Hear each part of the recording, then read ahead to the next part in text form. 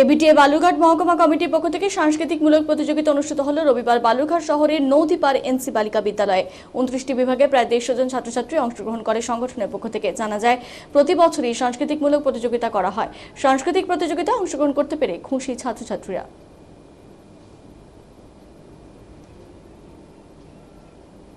আমাদের নিখিলবঙ্গ শিক্ষক সমিতি এবিটিএ প্রতি বছরের মতো এবছরও ছাত্রছাত্রীদের নিয়ে সাংস্কৃতিক প্রতিযোগিতা অনুষ্ঠান করতে করেছে।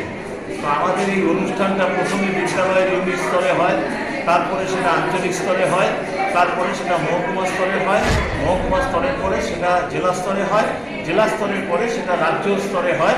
এবার যেমন রাজ্য স্তরের প্রতিযোগিতাটা হবে আমাদের হুগলি ডিস্ট্রিক্টে।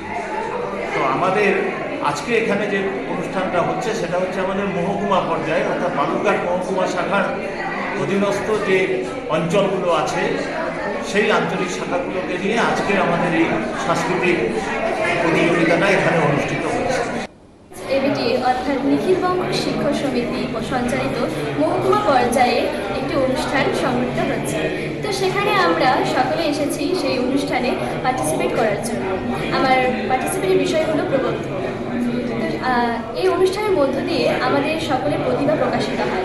নানা স্থানের ছাত্রছাত্রীরা এই অনুষ্ঠানে আসে এবং তাদের প্রতিভা প্রকাশ করে, এবং এর মাধ্যমে প্রকাশিত হয় যে কোন ছাত্র বা ছাত্রী কোন বিষয়ে কতটা পারদর্শী, এবং তাদের একটা সুযোগ হয়ে যায় তাদের প্রতিভাকে প্রকাশ করার জন্য। তোমার নাম?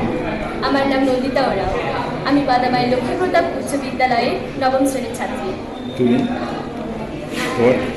কোন বিষয়ে এখানে পার্টিসিপেট করছো? আমি এখানে অঙ্কন বিভাগ খ এই বিষয়ে আমি এখানে একটা আর্ট প্রতিযোগিতা আছে।